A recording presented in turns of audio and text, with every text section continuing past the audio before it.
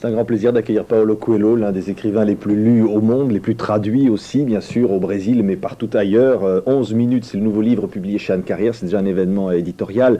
Il commence par ces mots, il était une fois. Pourtant, ce n'est pas un conte de fées, c'est l'histoire d'une jeune femme venue du nord-est du Brésil et qui va tracer sa route sur les milieux de la prostitution, qui va peut-être se perdre d'une certaine façon, en tous les cas, tenter de retrouver ce qu'elle a au fond d'elle-même. Qu'est-ce qui a donné envie comme ça de raconter finalement une histoire? C'est assez peu courant sous la plume de Paulo Coelho. N'est-ce pas? Alors d'abord, j'ai pensé à écrire quelque chose sur la sexualité.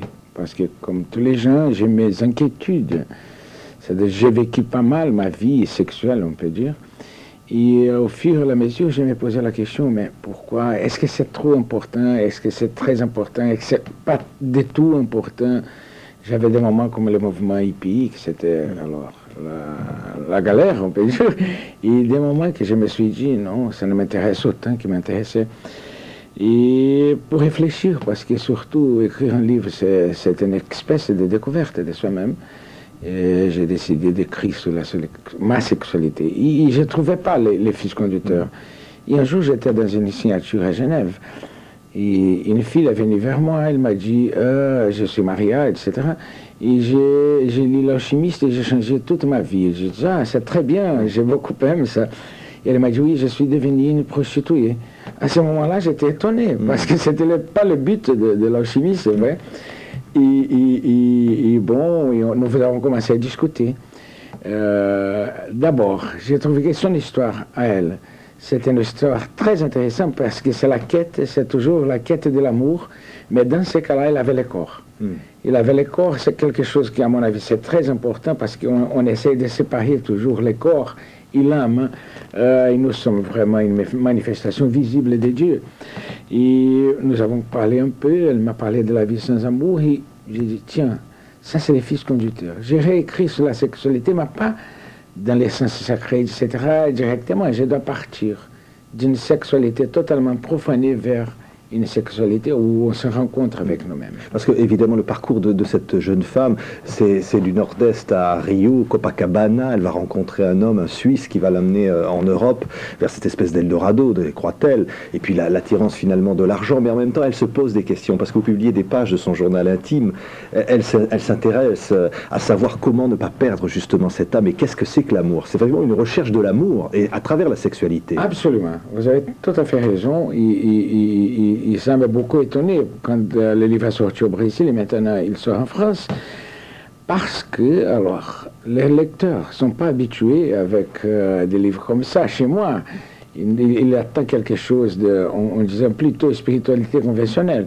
Alors, quand je parle de la prostitution, j'ai reçu pas mal d'emails, qui est des messages électroniques, et tous les emails commencent avec « Je ne suis pas une prostituée, mais… » Et à ce moment-là, avec le journal intime, il y a une identification, parce que la quête, c'est la même.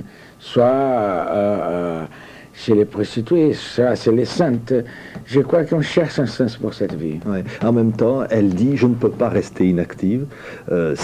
L'aventure m'appelle. Je ne peux pas rester au nord-est comme ça, cette vie sans intérêt dans ce village.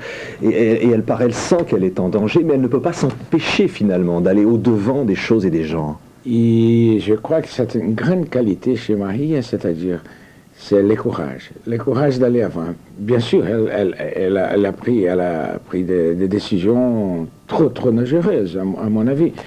Mais l'aventure, ça c'est ce qui compte chez nous. C'est-à-dire, on sommes trop habitués avec la vie comme il faut, les manuels de comment vivre bien. Et il faut parfois oser un peu. Bien sûr qu'il y a des risques. Hein. Moi, j'ai pris pas mal de risques dans ma vie. Mais ça, c'est la raison de vivre. Quel est l'essence de la vie? C'est l'essence que vous donnez à votre vie. Et dans les cas de 11 minutes, qu'on en parle d'un sujet qui c'est alors important à tous nous, c'est-à-dire la sexualité, je crois que l'aventure compte beaucoup. Parce que l'aventure, c'est pas vraiment aller à Genève ou aller à l'île Maurice. L'aventure, c'est plutôt oser être différent. Ouais. Aller même vers des expériences extrêmes qui sont racontées parfois dans ce livre à un certain moment, c'est-à-dire où il y a même de la violence. De la sadomasochisme, vous dites. Oui, c'est une grande métaphore dans la vie, parce que je connais pas mal de gens, et vous aussi, j'imagine, qui ont un plaisir dans la souffrance. Pas la souffrance physique, pas la souffrance sexuelle, mais ce sont des gens qui sont toujours heureux d'être tristes. C'est-à-dire, vous vous rencontrez, ah, ma vie, tout marche mal, je suis désolé, je suis triste, etc. Et Marie, dans les scènes de sadomasochisme qui sont dans les livres, je crois qu'il y a, alors d'abord l'homme qu'elle est avec, essaye d'expliquer les plaisirs dans la douleur, que c'est quelque chose que moi je n'arrive pas à comprendre par rapport à la sexualité. Mais quand je regarde autour de moi et je regarde la télé, je vois qu'il y a un certain plaisir de la douleur autour de nous. Ouais. Et en même temps, l'aventure, mais aussi, finalement, elle programme en quelque sorte sa vie. C'est-à-dire qu'elle sait qu'elle va rentrer un jour au Brésil. Et elle se force finalement, elle s'oblige. Elle s'oblige, mais elle est dans la piège. On peut déplacer, on peut attendre. C'est ça, je crois que c'est aussi quelque chose d'important. C'est le moment de la décision. Dans mon cas, je me souviens un jour, quand j'ai dit, maintenant, je vais écrire. C'était en 86, et j'ai écrit Les Pèlerins de Compostelle, que c'était mon premier livre. Je pouvais quand même déplacer parce que j'avais cette rêve, etc. Chez Marie, ça passe la même chose. C'est-à-dire, elle veut sortir, mais, et alors, comme presque tous les prostituées, elle déplace, elle dit, je vais décaler.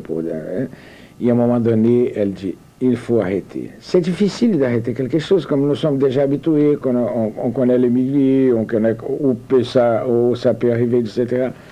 Et alors, le moment qu'elle a pris la décision d'arrêter, ça c'était... Finalement, la sexualité, Paulo Coelho, dans ce livre, rejoint le spirituel. Et à un certain moment, elle va redécouvrir ou découvrir ce qu'elle avait en réalité au fond d'elle-même, bien loin des clichés de la révolution sexuelle. Ce que vous avez voulu dire dans ce livre, et vous dites aussi d'ailleurs qu'au Brésil, il y a cette sensualité, il y a ce plaisir des sens, c'est que derrière se cache finalement l'âme. Tout à fait. Alors, je crois qu'au Brésil, ça c'est plus visible, mais je crois que la question, c'est partout, vous voyez. La sexualité, c'est quelque chose d'important, qu'on veut montrer. Il y a toute une industrie cosmétique, mode, etc., alors, même des fleurs. C'est quoi les fleurs? Les fleurs, c'est l'organe sexuel de la plante qu'on donne à les autres. Et là, c'est toute une symbologie, vous voyez. C'est-à-dire la sexualité est partout. Mais on essaie de cacher parce que c'est trop important, nous. Alors ça devient un tabou. Et je devrais ajouter aussi qu'on parle ouvertement de la sexualité, mais à la fois, quand nous sommes à huis clos, quand nous sommes entre l'homme et la femme, ou n'importe qui, deux personnes, à ce moment-là, nous avons la peur de la sexualité. Ce livre qui va être traduit dans le monde entier, lu par des millions de lecteurs, peut-il, comme d'autres, changer quelque part un peu la vie des gens? C'est toujours ce que vous espérez, Paulo Coelho? Vous savez, j'espère partager ma vie. C'est impossible d'essayer de changer la vie des autres. Je crois que les gens ont le pouvoir de ces décisions. Exactement au moment que Marie a dit j'arrête, ou je commence. C'est-à-dire, non, mon but, ce n'est pas du tout de changer la vie de personne, mais de changer ma vie en partageant quelque chose. Et je trouve que c'est une responsabilité de l'être humain de partager sa vie, parce que la génération d'avant a partagé, et maintenant nous partageons, et la prochaine va partager aussi. Merci, Paulo Coelho. 11 minutes, le nouveau roman événement de Paulo Coelho est publié, comme à chaque fois, en tous les cas ici, chez Anne Carrière. Merci d'avoir été avec nous sur TV5.